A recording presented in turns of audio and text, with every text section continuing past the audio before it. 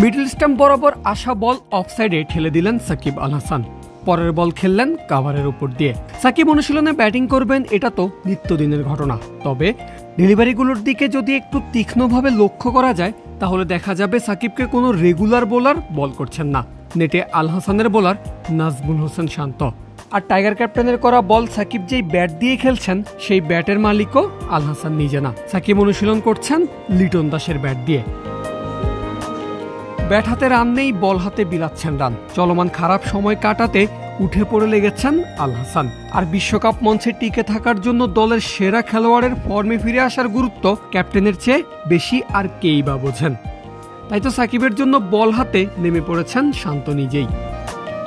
তবে জেনুইন বোলারদের যে খেলেননি সাকিব তা কিন্তু না। লম্বা সময় নিয়ে খেলেছেন মেহেদী, তানভীর, আফিফ, রিশাদদের। লোকাল ক্যারিবিয়ানদের বলেও ঘুরিয়েছেন ব্যাট। তবে খুব একটা স্বাচ্ছন্দ্যে যে ছিলেন সেটা বলার উপায় নেই। লোকাল স্পিনারের এই ঘূর্ণিতে সাকিব ব্যাট হাঁকিয়েছেন সজোরে। নিশ্চয় লক্ষ্য বড় শট আদায় করে নেওয়ার, কিন্তু হয়েছেন পুরোপুরি ব্যর্থ। অবশ্য পরের বোলারের ডেলিভারি পাঠিয়েছেন বাউন্ডারির বাইরে। চলছে প্রেডিকশন গেম নগদ অ্যাপে। প্রেডিকশন করে জিতুন জিক্সার বাইক, টিভি, স্মার্টফোন সহ আরো অনেক পুরস্কার। বৃহস্পতিবার নেদারল্যান্ডসের বিপক্ষে মাঠে নামবে বাংলাদেশ। সুপার 8 নিশ্চিতের জন্য যেই ম্যাচে জয় পাওয়া বেশ গুরুত্বপূর্ণ। তবে তার আগে সাকিবের ফর্মে ফেরাটা হবে স্বস্তির।